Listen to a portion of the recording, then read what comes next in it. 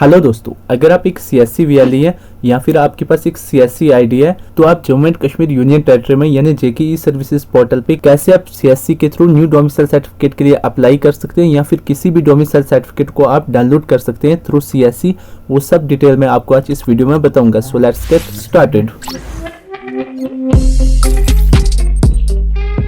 तो सबसे पहले आपने अपने मोबाइल फोन या लैपटॉप में कोई सा भी ब्राउजर ओपन कर लेना है और यहाँ पर सर्च बार में आकर आपने टैप कर लेना है जेके ई सर्विसेज और इंटर कर लेना है। उसके बाद जो आपके पास पहला ही लिंक ओपन होकर के आ जाएगा www.jk.gov.in, इस वाले लिंक पे आपने क्लिक कर लेना है। उसके बाद आपके पास इस तरह से होम पेज ओपन होकर के आ जाएगा। यहाँ पर आपने आ जाना है लॉगिन विद डिजिटल सेवा कनेक्ट। यहाँ पर जो आपको एक ऑप्शन मिल रहा होगा लॉगिन विद डिजिटल सेवा कनेक्ट, इस वाले ऑप्शन पे आपने क्लिक कर लेना है। उसके बाद आपके पास इस तरह से जो डिजिटल सेवा कनेक्ट का ऑप्शन आता है सीएससी के थ्रू, वो आपके पास ओपन होकर के आ जाएगा। यहाँ पर आपने अपनी सीएससी आईडी फिल कर लेनी है और यहाँ पर आपने अपना पासवर्ड फिल कर लेना है जो आपकी सीएससी आईडी का पासवर्ड है। उसके बाद कैप्चा को फिल कर लेना है। उसके बाद यहाँ पर आपने रिमेंबर मी पे क्लिक कर लेना है ताकि नेक्स्ट टाइम आपको ये सीएससी आईडी और पासवर्ड फिल करने का ना कहे। उसके बाद आपने साइन इन पे क्लिक कर लेना है।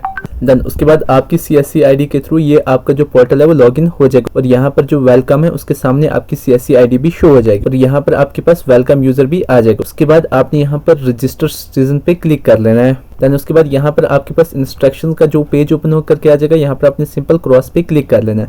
उसके बाद यहाँ पर आपने फोटो अपलोड कर लेना है। सेम जैसे आप सिटीजन रजिस्ट्रेशन फॉर्म फिल करते हैं उसी तरह यहाँ पे आपका फोटो जो है वो 30 से 50 KB के दरमियान होना चाहिए। उसके बाद यहाँ पर आपने सिटीजन रजिस्ट्रेशन डिटेल फिल कर लेनी है। यहाँ पर एप्लीकेंट नेम फिल कर लेना है। उसके बाद यहाँ पर पेरेंटेज आपने सेलेक्ट कर लेना है।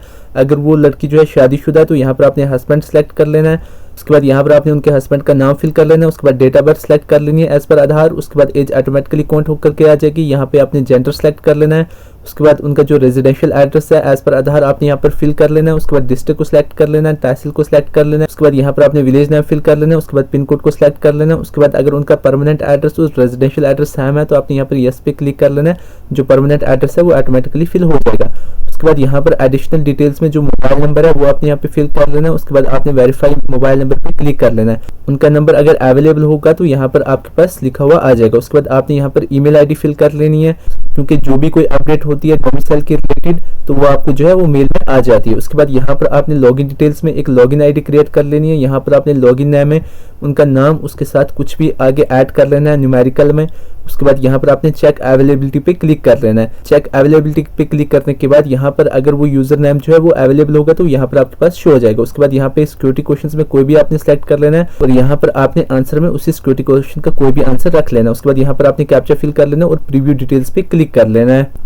प्रीव्यू पे क्लिक करने के बाद आपने जो सिटीजन रजिस्ट्रेशन डिटेल पीछे फिल की वो सभी डिटेल्स आपको यहाँ पर शो हो जाएगी। उसके बाद यहाँ पर आपने सिंपल स्क्रॉल डाउन कर लेना और यहाँ पर आपने सबमिट बटन पे क्लिक कर लेना है। सबमिट बटन पे क्लिक करते ही आपकी जो सिटीजन रजिस्ट्रेशन आईडी है वो सक्सेसफुली जनरेट हो जाएगी और यहाँ पर आपके पास लॉगिन आईडी और पासवर्ड भी आ जाएगा। यहाँ पर आपने सिंपल एक न्यू टैब ले लेनी है और फिर से आपने टैप कर लेना है जेके ई सर्विसेज।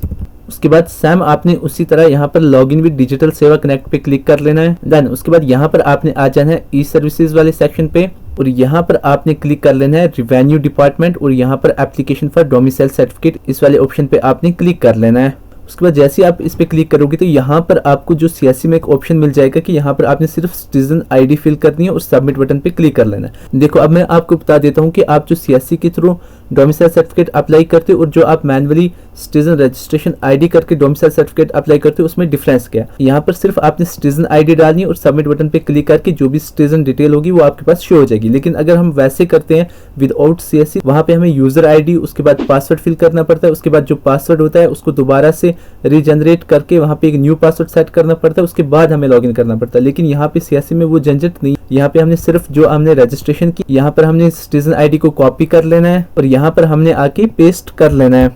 उसके बाद यहाँ पर हमने सबमिट बटन पे क्लिक कर लेना है। तो देखो जैसे हम सिटीजन आईडी फिल करते हैं तो यहाँ पर जो एप्लीकेंट है उनकी जो प्री फिल डिटेल है वो यहाँ पर हमें शो हो जाएगी। यहाँ पर हमें जो है पासवर्ड वगैरह फिल करने की कोई ज़रूरत नहीं है, लॉगिन आईडी फिल करने की कोई भी ज़रूरत नहीं है। यहाँ पर अब हमने जो आगे एप्लीकेंट की डिटेल है, जो डोमिसाइल सर्टिफिकेट के लिए जो हम एप्लीकेशन फॉर्म है वो अब हमने यहाँ पे फिल करना है।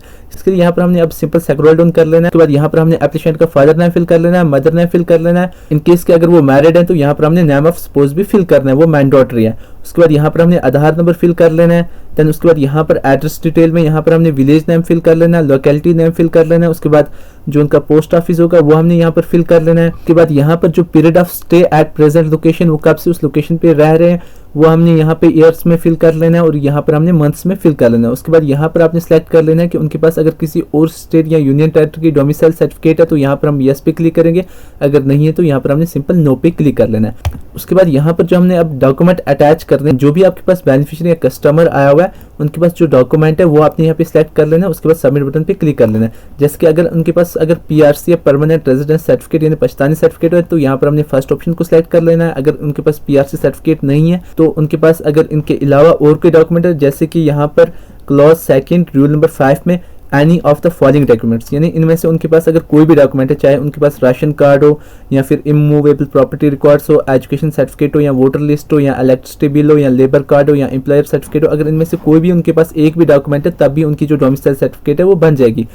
इसके लिए यहाँ पर हमने सिंपल इस वाले ऑप्शन पे क्लिक कर लेना है, यानी इसको आपने सेलेक्ट कर लेना है। उसके बाद स्क्रॉल डाउन करना है और यहाँ पर हमने इनमें से कोई सा भी जो भी उनके पास डॉक्यूमेंट है वो अपलोड कर लेना है।